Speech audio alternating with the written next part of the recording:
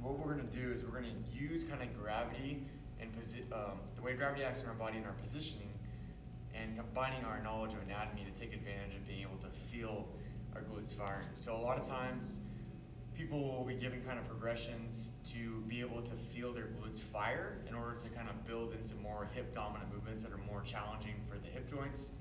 And a lot of that looks like TheraBand exercises and things of that nature.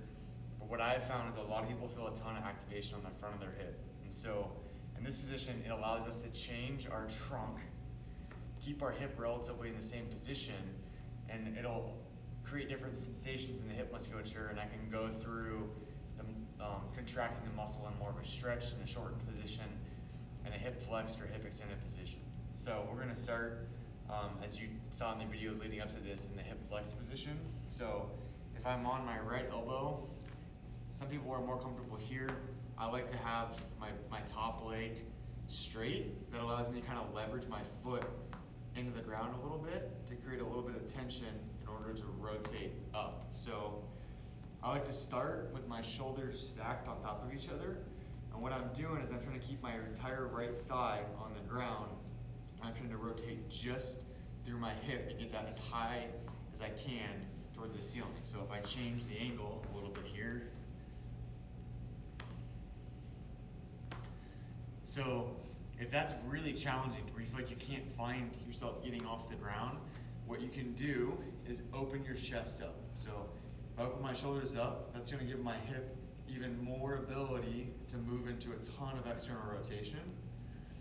And if that's even more challenging, I can further open up my chest, and then I have a ton of capacity for rotation. If I close my chest down, the muscle now becomes extremely lengthened, and I will not have nearly as much motion.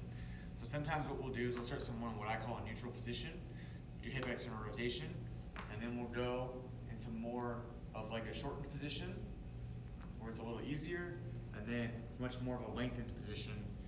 And then I can get creative within that. So my hip is relatively flexed to 90, so I can go into less hip flexion and go through the rotation. You'll feel that in a little bit of a different spot. And then I can go into more hip flexion, and I will not have nearly as much motion because again, I've kind of wound up the musculature in the hip.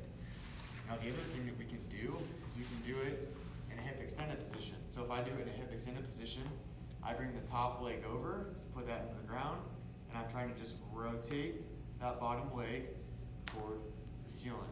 Oftentimes we don't even get to that position because a lot of people will not be able to feel their glutes actively working. And the whole point of this movement is to be able to feel your glutes actively working as we build up to movements where we can put more demand on the tissues in the hip, which is typically what we need to get them stronger.